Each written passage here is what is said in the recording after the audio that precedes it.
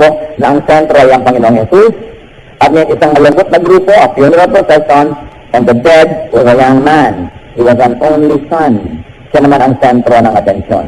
Dalawang grupo, parehong maraming tao na sumusunod, dalawa ang sentro ng atensyon, yung isa ang Panginoong Jesus, who is life, at yung isa naman isang young man who was dead. Very, very dramatic contrast. And then there was the bereaved widow. The bereaved was a widow. Napakahirap. Imagine na mamatayan ng anak. Pagkatapos ng very panghirap na yung namatayan at naulila ay isang balot. Wala pa siyang husband na pwedeng magbigay ng comfort, pwede niyang kapitan sa braso, pwede niyang sandalan, iyakan. Nag-iisa siya. In male-dominated Israel, the two men of her life, the two men of her future were done. So anong naghihintay sa isang babaeng may edad na walang asawa at walang anak na lalaki? Sino ang magtatanggol sa kanya? Sino ang bubuhay sa kanya? Sapagkat very dependent sila sa mga kalalakihan. So parang inalisan mo na rin ang pag-asa ang balong ito. Hindi lang siya nawala ng anak, ng asawa, parang nawala rin siya ng buhay, ng sigla, at ng comfort. Napakaraming nawala sa kanya ng sabay-sabay. At mapapansin natin, a large crowd was the widow. Napakarami nilang nakipaglibing. Most likely, she was a very fine woman. Kasi kung isa siyang babaeng nakakainis, siguro walang nakikipaglibing. O konti lang. Or this was a very fine family. Maganda siguro ang kanilang pakitungo sa kanilang kapwa. Kung kaya naman, maraming nakikirama. You know, your funeral crowd is the gauge of how you touch other people's lives. Except in a few cases, na nabuhay ka as a hero in a time of oppression na walang makipaglibing sa'yo dahil pinagbabawal ng gobyerno makipaglibing sa'yo, that's another story. So you die very, very quietly, though you're a great person. But usually, ito ang ating last performance of your life, yung may mga nakikipaglibing ba sa'yo o wala. So pwede po natin maisip na ito yung mabubuting mga tao dahil napakaraming nakikipaglibing sa kanila. The focus of this crowd was a dead man. So there, in the town gate, meeting two groups, life and death coming face to face. Jesus who is life, and a man who was very, very dead. What do we see here? A very compassionate reaction from the Lord. Sabi sa chapter 13, when the Lord saw her, his heart went out to her. Ang pakikidalamhati, pagkaunawa at pakikilungkot ng Panginoon ay napakalinaw na inilarawan dito. His our heart went out to her, and the Lord gave a loaded message. There was a loaded, very loaded message from the Lord. At sabi niya po sa babae, don't cry. Sa namatayan, sabihin mong don't cry, napakadali siguro sabihin, easier said than done. Madaling sabihin kasi hindi ikaw namatayan. Pero, hindi lang empty yung sinabi niya na don't cry. At ito po naman ay mag-ingat kayo, huwag niyo sasabihin sa lahat ng namatayan, don't cry. Kasi may ginawa si Lord na dahilan kaya sinabi niyang don't cry. Luke 7:14-15, then he went up and touched the coffin, and those carrying it stood still. He said, young man, I say to you, get up. The dead man sat up and began to talk. And Jesus gave him back to his mother. O kaya naman pala sinabing, don't cry. Itigil mo na yung pag-iyak at gagawa tayo ng dapat gawin na isang mabuting bagay. Hindi, wala naman kayo ginagawa doon sa namatayan, papatigilin yung umiyak. Pagkakan yung don't cry, sabihin na naman, bubuhayin mo ba? Hindi pala, tumahimik ka dyan, hayaan mo ako umiyak. No?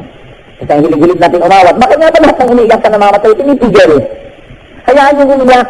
Kasi, para makarelate yung emotion. Para hindi bigla na lang namigas. Hayaan yung umiyak. Bakit tinipigil umiyak? At yung sumasama, gano'n ako. Huwag tinipigilin. Kasi hindi naman niya ito tinigil. Habang tinipigil mo, lalong gusto tumalong doon sa hukay. Hayaan nyo lang na ma-express ang kanilang mga gusto. Gusto pang tingnan yung baka, isa rin nila. Hayaan, tingnan. Mamaya, kung 5 oras pa rin nakatingin dyan, siguro magagawin sa kanya na. So, bakit laging pinipigil yung gusto mong dalamhati? Alam niyo yung pinipigil, lalo nang gigigil. So, ayan. Pero sabi sa Lord, don't cry. And there was an unusual act of the Lord. Very, very unusual here. Kung napansin niyo sa kwento, he touched the coffin. Sabi niya, huwag po kayong umiyak. At lumapit siya doon sa buhat-buhat na taul at kanyang hinipo. Bawal yun. Sa law ng Israel, you don't touch the dead, you don't touch this coffin that carries the dead. You don't do that. Because the dead is unclean. But the Lord, in his ministration to this widow, was very sad, broke human rules. Ay, minsan yung rule, yung mga religious rules, mga human rules, hindi naman laging yun ang rule ng Diyos. Alam niyo, one thing I have discovered in the many, many years ang pag-aaral ng Biblia, kadalasan, mas mahigpit ang pastor kaysa sa Diyos. Mas mahigpit ang relihiyon kaysa sa Diyos, mas mahigpit ang mga kapatiran kaysa sa Diyos, at ang Diyos mas madaling magpatawad kaysa sa mga kapwa Kristiyano. Kaya dapat nalalampasan natin yung relihiyon, nakakarating tayo sa tunay na Diyos para nagiging relevant yung pananampalataya. Yung mga nawawala ng gana sa pananampalataya, sa Kristyanismo, actually, hindi sila kay Kristo nawala ng gana. Nawala ng gana sa mga Kristiyano, nawala ng gana sa mga churches, sa mga pamamaraan. Pero yung idamay ang Diyos, hindi na kasalanan yon. Dapat malampasan natin yung mga tao, yung relihiyon, yung mga sistema, yung mga pamamaraan, at makarating tayo doon sa puso ng pananampalataya, who is the Lord Himself. Nakita nyo, yung hindi hinihipo niya para makatulong. Sabi niya, don't cry. And then, he touched the coffin. And then, an electrifying word came from the Lord. Isang salita na halos ay parang siglap, nakakakuryente, nakakagulat ang sinabi niya. Parang hindi pa sapat na hinipon niya yung ataol, pero pag ang sinabi, sabi niya, get up. Pinabangon ang patay. Nasasyak na nga ang mga tao, hinipon niya, nasasyak pag pinabangon niya at makasyak naman ang nangyari. There was a shocking reaction to the Lord's word. The dead man, shut up! Kung kayo yung nakikipagliring, tatakbo na kayo. Parang pelikula ni Dolphy. No? Mga nakaburol na bumabangon, nagkakaroon ng malalaking katatawanan at takbuhan. Kayo ba kung kaya nandun? Tatanong ko kayo, kahit kayo yung nanay. Biglang bumangon yung patay, may tali pa dito, may pera sa mata. Hindi kayo tatakbo. So, it is very shocking that the dead man sat up and began to talk. Nagsalita, pasabi siguro, tubig! Sa katagalan niya nauhaw. And then a most kind gesture is what you will notice here. The Lord gave the young man to his mother. Sabi, eto na uli ang anak niyo na itinatangis ninyo at nabuhay ng muli. So Luke 7, 16 to 17. They were all filled with awe and praised God. A great prophet has appeared among us, they said. God has come to help his people. This news about Jesus spread throughout Judea and the surrounding country. So what else we see in the story? A most appropriate action. The people were filled with awe, the people feared God, and the people realized the deeper message. Ano po yung malalim na mensahe ng nangyari na ito, nakagimbal-gimbal, that God has come to help his people. Dapat natin unawain na ng panahon na ang Panginoon ay dumating sa mundo, tahimik ang langit, walang propeta sa Israel ng daan-daang taon. Walang mensahe ang Diyos, para bang walang Diyos, parang walang kalugod-lugod ang kaluguran ang Diyos sa Israel, walang ipinapadalang mensahero. The silence was broken only by John the Baptist. John, who said, I came to clear the way for the Lord. Repent, because the kingdom is at hand. Noon lang uli nagsalita ang langit sa napakatagal na panahong tahimik. At walang mensahero, walang propeta. Kaya sabi ng mga tao, God has come to help his people. Dumating na siya. Ano pong help yun? Siguro ang pinakamasakit mangyari yung mamatayan. Pero kung yung patay binubuhay, ano pang sakit ang pwedeng dumating sa tao? Ano pang hirap at hinagpis? Ang maghihigit pa doon sa nasolve ni Lord na buhay ay ibinalik. At hindi lang buhay na physical ang ibinabalik niya. Sapagkat kahit mabuhay ka naman ulit physically, mamamatay ka na naman ulit physically. Siyempre itong lalaki ito namatay ulit, alangan namang hindi. Sinamatay din uli yun, lumungkot uli yung inanon kung sakaling nauna sa kanyang ina. Pero pinahaba-haba naman yung kanyang kaligayahan sa mundo. Pero hindi lang yun ang buhay na ibibigay ng Panginoon Jesus. Buhay na walang hanggan. Yung buhay sa kabila, yung eternal life, na hindi na muling mamamatay yung espiritu at ang lahat ng mananampalataya ay magiging magkasama habang panahon. Kaya sabi nila, God has come to help his people. Because the greatest problem and difficulty and problem of people is death. Kamatayan. Kamatayan na nagpahiwalay sa'yo sa mga mahal sa buhay, nagpahiwalay sa'yo sa Diyos, tapos ka sa impyerno, napakalaking problema. Kaya sabi sa Bible, where, O death, is your sting? Nasaan ang iyong kamandag? Ngayon narito na si Jesus, baliwala na ang kamatayan. Kaya sabi ni Paul, for me to live is Christ, and to die is gain. Because when I die, I miss my God. So nawalan ng kamandag, nawalan ng tibo, nawalan ng pananakot at kapangyarihan ng kamatayan dahil kay Jesus. And then, the news about the Lord spread all over the region. Kumalat ang balita tungkol sa kanya. Natural, pag-uusapan nyo, biruin nyo, isang taong patay na buhay at napakaraming saksi. positive at napakaraming nakikipaglibing at napakaraming kasunod ni Lord. Nagtagpo yung dalawang malaking grupo na yan dun sa tarangkahan ng bayan at pagkatapos ang patay ay nabuhay, napakaraming magkakalat ng balitang yan at napakaraming magsasabi. Ano pang kinalaman natin sa kwento? Marami. At ito sa mga natin matutunan dyan, brothers and sisters. Life is what you focus on. Kung ano ang titigan mo sa buhay, yun ang iyong makikita. Crowd A was sad because it was focused on the dead man. Crowd B that was coming into the town was happy, hopeful, upbeat, and excited because it was focused on Jesus Christ. Saan kayo nakafocus sa buhay? Laging may namamatay, laging may buhay, may ipinapanganak, may namamatay. Something's lost, something's gained in living every day. What do you focus on? If you focus on your losses, you will always be sad. But then the law of impenetrability says that one thing occupies one place at one time. Unless you lose something, your hands will not be free enough to receive a new thing. So you say goodbye to something, you say hello to someone. Napakahalaga po na nakikita natin na ganun ang cycle ng buhay. Life is what you follow. Life is what and who you follow. Are you following a procession of a dead man? Or are you following the mark of the living God? Ganyan din sa mga relihiyon. Ang sinusundan ba natin ay isang false religion, isang religion ng mga patay at mga leader na namatay na hindi naman nabuhay muli. But Jesus, namatay ngunit nabuhay muli. Kaya ang mga sumusunod sa Kanya, may buhay na walang hanggan. Life is who you follow. Nakita niyo po yung mga sumusunod sa kanila, sa mga drug lords, mga nagda-drugs, ano nangyayari sa buhay nila? Yung mga sumusunod sa Panginoon, ano nangyayari sa buhay nila? Yung sumusunod sa maling payo ng mga kaibigan, ano nangyayari sa kanila? Yung sumusunod sa karunungan, sa wisdom, ano nangyayari sa kanila? Life is who you follow. Kaya pinipili agad-agad. Dalawang grupo. Ang Bible po ang hilig magbigay ng ganyang dichotomies. No? Dalawa laging example. Si Lord nakapako sa krus, may dalawang lalaki nakapako sa kanyang tabi. Yung isa nakarating sa paraiso, yung isa hindi. Para madaling pumili sa inyo. Alin ba ako doon? Ito o yun? Ano bang ginawa nito na tama? Nakarating sa paraiso. Anong ginagawa nitong mali? Hindi nakarating sa paraiso. Ngayon, mamimili ako. Sino sa kanila susundin ko? Dalawa ng dalawa. Dalawa yung tao who built their houses. One built his house upon the rock, another one built his house upon the sand. And the floods came, and the flood rose, the rain dropped, and the wind blew, and the house built on the sand collapsed, because it was built on shifting sand. The house built on the rock stood, because it was built on the rock. So pipili ka, will I build on the rock? And 1 Corinthians 10:4 says, the rock is Christ. Or will I build on the sand? Ang buhay ko ba, ipapatong ko lang sa aking mga panaginip, mga pangarap, mga kalustuhan, mga layaw, sarap, mga bisyo, o ipapatong ko dun sa di nagbabagong salita ng Diyos na ako aasa? Choices. Madalas dalawa lang. Nakikita natin, napakaraming ganun. Kaya ito ngayon, mas simple ang choice.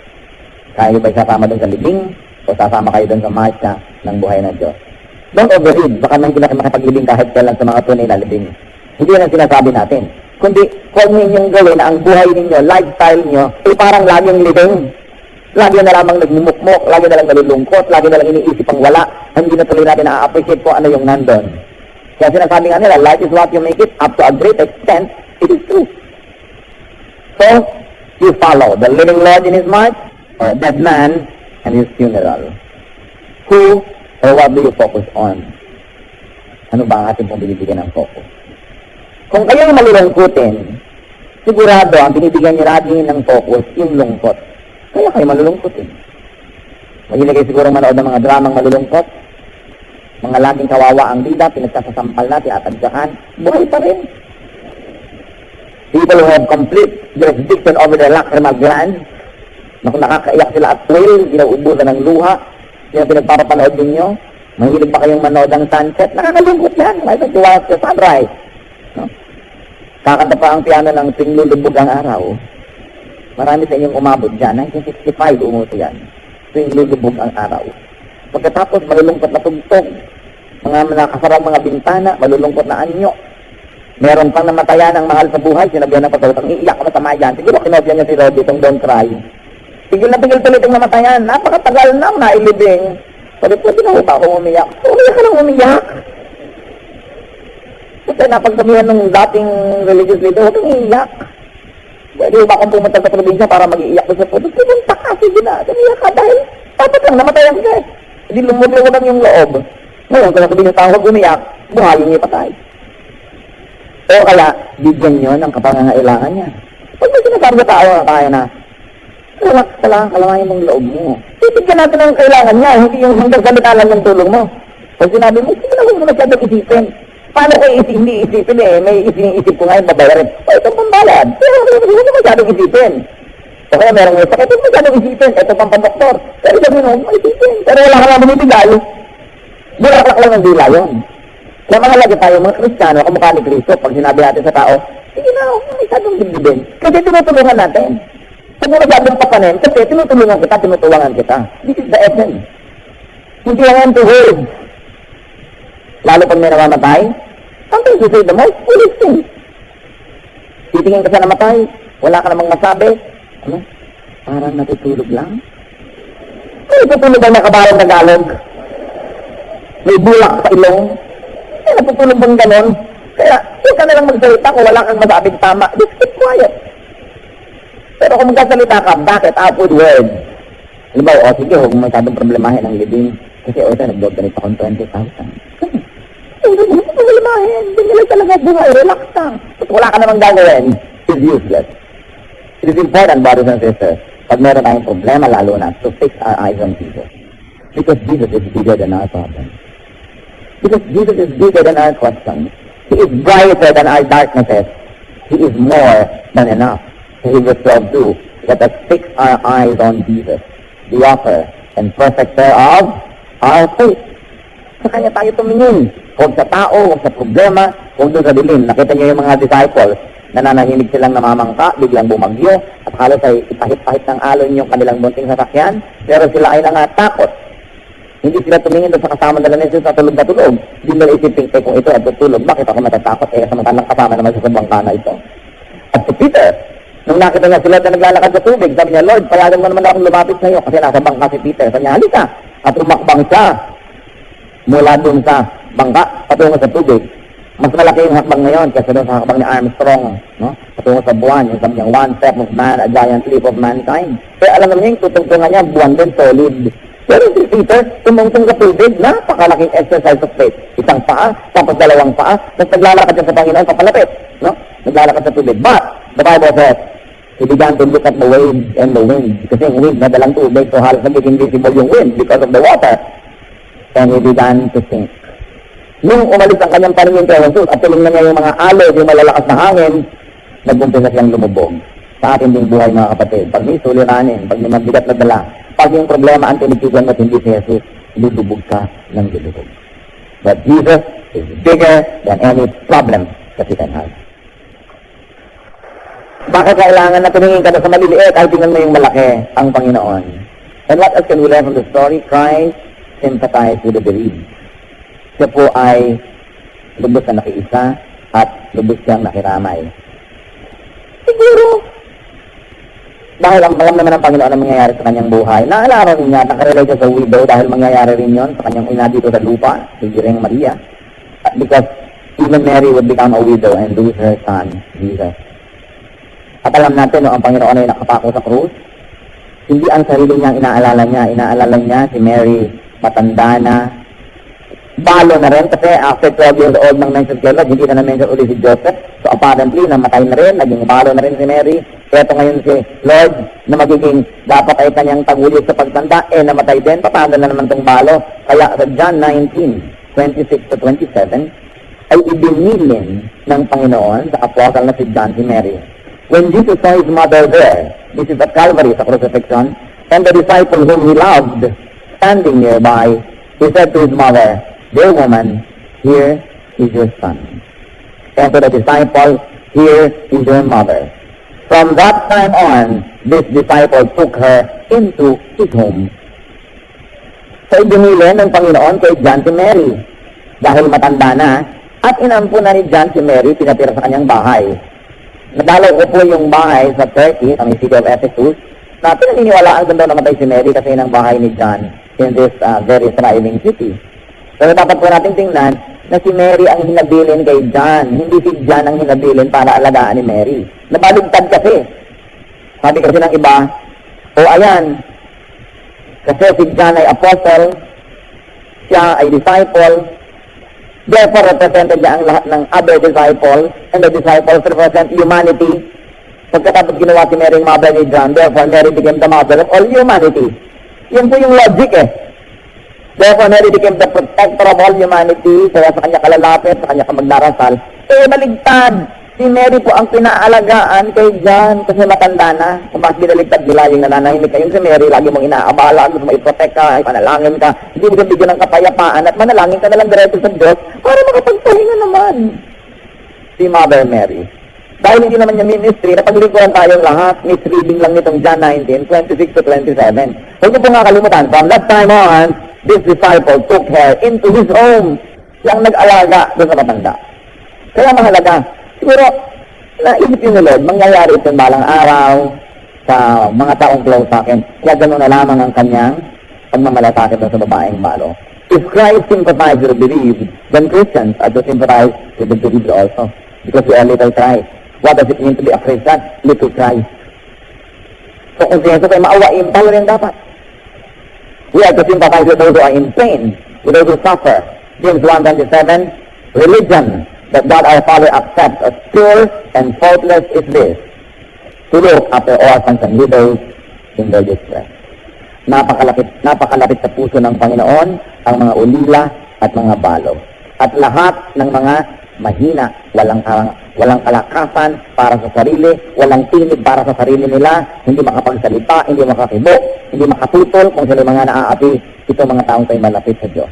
At tayo mga Kristiyano, dapat tayo ang nangungusap para sa kanila, tayo ang nakikipaglaban para sa kanilang mga karapatan, tayo ang tumutulong at sumasagot sa kanilang mga pangangailangan. Dahil si Kristo mismo na ating Diyos, pinakita sa atin yung ganung halimbawa. What else do we notice in the story? Christ touched the coffin in order to connect. Hindi po. Si Lord nahilig siya ng touch. Yung bulag, po niya yung mata, yung mga pilay, hahawakan niya sa kamay. Meron siya laging touch. Pati yung babaeng balong tinutugo, humawak sa laylayan ng kanyang marot, nagkaroon ng connection, na-bless. Alam niyo po ba na para tayong mag-bless, dapat tayong kumonect kay Lord? But this time, spiritual connection, hindi na yung physical, dahil ako na yung laylayan. Kaya tuloy ko ano-anong laylayan ang hinahawakan ng maraming tao ngayon para kumonect. No? Samantalang spiritual na yun, symbol lang yung laylayan na nangyari sa tunay na storya. But what's important is to connect spiritually to Jesus. And that is to have Him as Savior and Lord and to live by His word, to obey Him. So the Lord touched the coffin. It was not unusual. What can we learn? Christians are to be willing, ready, and able to touch coffins in order to help. Now, hindi na literal na coffin, baka naman lahat ng atauli ipuin nyo. Once more symbolic yon. To do what you don't usually do. To do even what many people think, hindi dapat ginagawa. Sobra na yan. Mamin ko na sobra ka ng tugutulong. Lampas na. Walang lampas sa kabutihan. Hindi na yan usual. Yes, the Lord showed us the way. To help is to do sometimes unusual. To even touch a coffin. Hindi yung puro mga token, ceremonial gestures lang natin. Meron na nangangailangan, tutulungan mo ng konti. Pero alam mo naman, it will not make a dramatic dent or effect on the life of the person. It is good to help up to the point of hurting.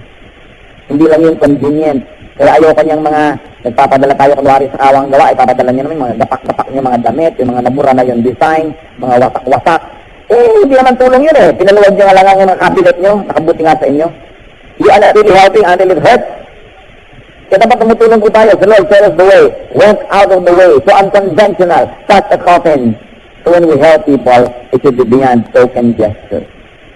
Meron talagang substance at meron talagang bunga. Pansinin niyo ba, those who were carrying the coffin, there was something about them. Hindi yung, huwag niyo akong abalahin.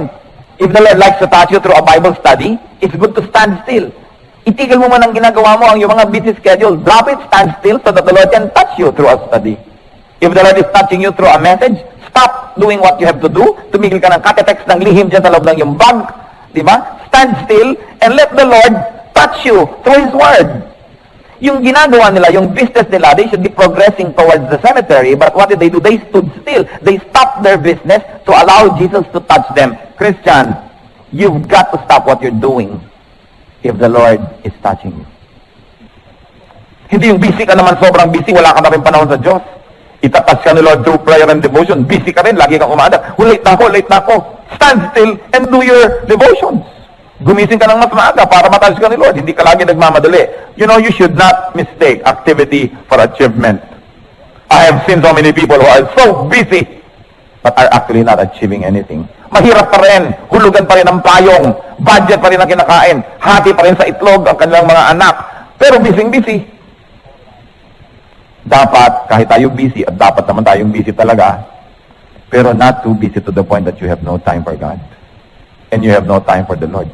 At lagi mong inaapura, ang haba-haba naman ng worship na ito, kailan ba ito matatapos? Yung gusto mo nang lumakad at ilibing ang mga ililibing mo. If the Lord is touching you, stand still. And let the Lord do His thing. Alam mo sabi sa scripture, be still and know that I am God. Kailangan marunong tayo magbigay kay Lord ng undivided time, undivided attention. It is important. And then what else do we notice in the story? The word of Jesus brings life. Sabi niya, get up. And the man got up.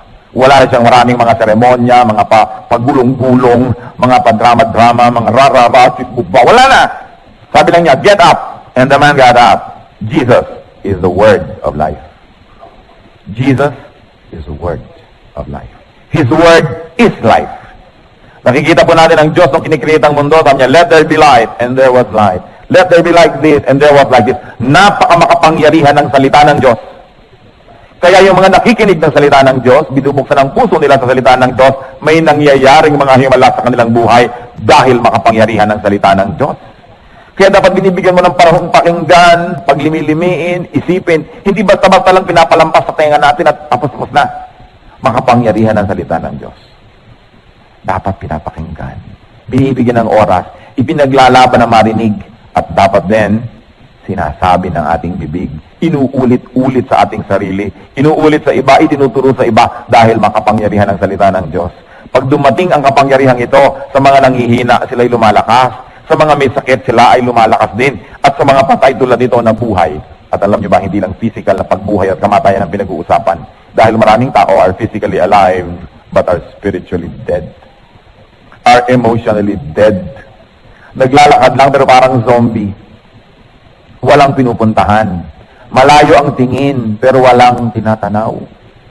Lalo't iniwan ng nobyo. O kaya hindi nabayaran ng nagkautang. Nakatulala. Wala sa sarili. Ang daming taong ganon. Anong kailangan nila? Salita ng Diyos. Dahil ang salita ng Diyos ang nagbibigay ng buhay. Life is in the Lord's word. That's why sabi ni David, your word I hid in my heart so that I may not sin against you. It is important to memorize God's word, to talk about God's word, to speak the very word of God to people and to ourselves. Those who need life must first hear the word of life. And Jesus is the word of life. Napaka-importante. Kung sila busy, gusto nila mailibing agad matapos yung business, hindi na sila paabala kay Jesus. Tuloy-tuloy na yung living, hindi na siguro nabuhay muli yung tao. Gaano karami ng mga pagkabuhay na muli ang dapat nangyayari sa ating buhay? This time not physical, but emotional, spiritual. Hindi nangyayari because we don't stand still. Because we're too busy. And what else do we learn from the story? That those who receive life are to talk. O yung tao, matapos natanggapin niya ang buhay, nabuhay siyang muli, ano nangyari? Ang una niyang ginawa, nagsalita. Kung kayo may buhay na muli galing sa Panginoon, you should talk. At anong topic natin? Jesus should be our topic. Life, the meaning of life, salvation. We should talk. That's the least you can do if life is given back to you. Lahat ng mga tao nagkiklip ako, na-born again, na-save ako. Talk about it. Talk to people. Explain it so that they too will hear the word of life. And what else do we learn? Those who witness the Lord's mercy, the Lord's goodness, the Lord's power are to talk. So ano nangyari? Pinag-usapan yung nangyari hanggang lampas-lampas pa sa Judea. Pero dapat tayong makalampas lalo sa nilampasan noon. Acts 1:8, the Lord says to His people, and you will be my witnesses in Jerusalem, in all Judea, and Samaria, and to the ends of the earth. Dapat ipagkalat natin ang katotohanan that Jesus is life, that people can find life in Him. Why? Because faith comes from hearing. Romans 10:17. Consequently, faith comes from hearing the message, and the message is heard through the word of Christ. Sabihin ganun. The message is heard through the word of Christ. But faith comes from hearing. People are to hear the Word of God. Kaya wag po tayong laging magpapabaya, laging magsalita, hindi kayo masisiro. Sabi sa Bible, my word will always accomplish the purpose for which I send it. It will never return to me empty. So ang salita ng Diyos, oras at pinawalan ninyo, pagbalik niyan, may bunga, hindi bumabalik ng walang bunga. Kumisa lang, matagal bago makita yung bunga. Kumisa naman, hindi natin makita, yun pala yung bunga, pero walang pagtuturo, walang pag-share, na walang nangyari. Lahat may nangyayari. So hindi tayo dapat magkulang at hindi tayo dapat manghinayang sa ating mga effort. My word will never return to me empty, but it will always accomplish the purpose for which I send it. That's what God says about His word. Habang nililimin natin ang kwentong ito, ang tanong ko ay, do you have a dead son? Meron po ba kayong patay na anak na lalaki? And I don't mean literally na. Meron ba kayong bahagi ninyo na patay? Meron ba kayong emosyon na napakalalim na malungkot? Meron ba tayong mga takot? Meron ba tayong mga pagkawalay sa Diyos? Meron ba tayong mga mahal sa buhay na patay?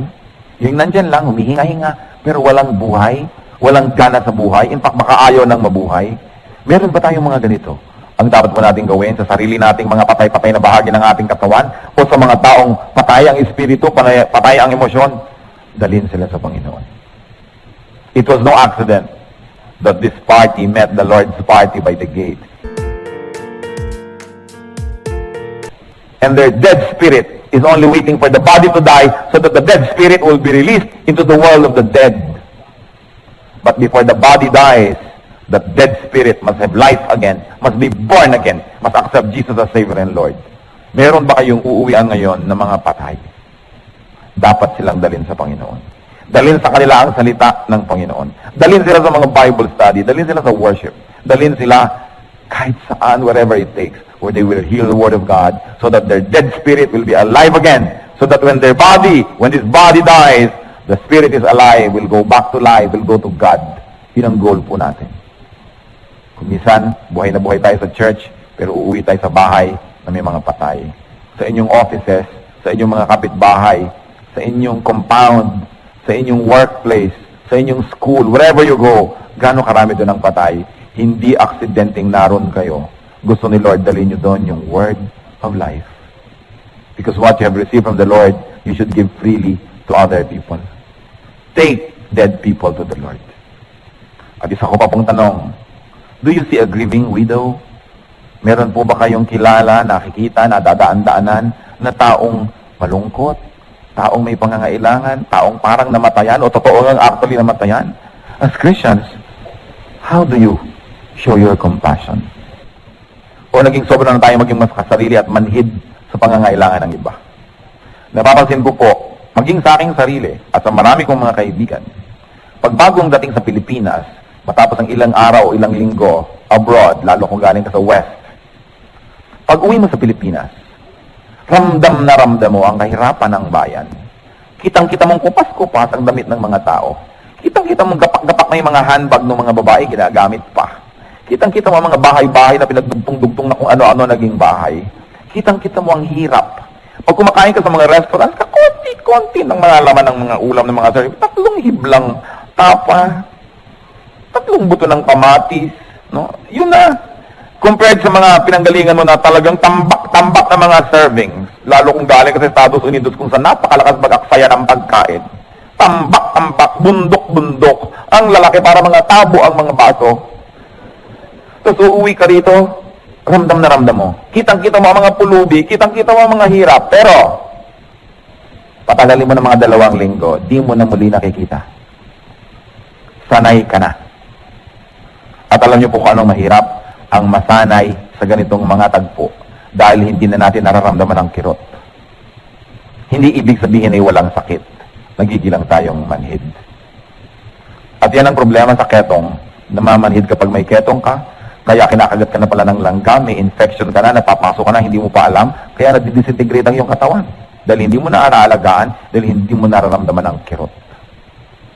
Nakakaramdam pa ba kayo ng kirot? Para sa ating kapwa. Marami kang kapatid, maganda-gandang buhay mo, pero merong kapatid kang hindi. Binibigyan mo ba? Tinutulungan mo ba? O, bahala ka sa buhay niya. Wala nang kirot. Ang mahalaga ako meron, bahala ka sa buhay niya. Alam niyo naman kung marami magkakapatid, minsan iba-iba yung kalagayan sa buhay. Pero kaya ba ng dibdib nyo na regular at maayos sa inyong buhay? May mga kapatid kayong hindi. Ang mga anak nyo masasarap ang buhay. May mga pamangkin kayo na hindi nakaka-enroll. Pero mga anak nyo okay lang. Kaya nyo. Dapat nating maramdaman ng kirot.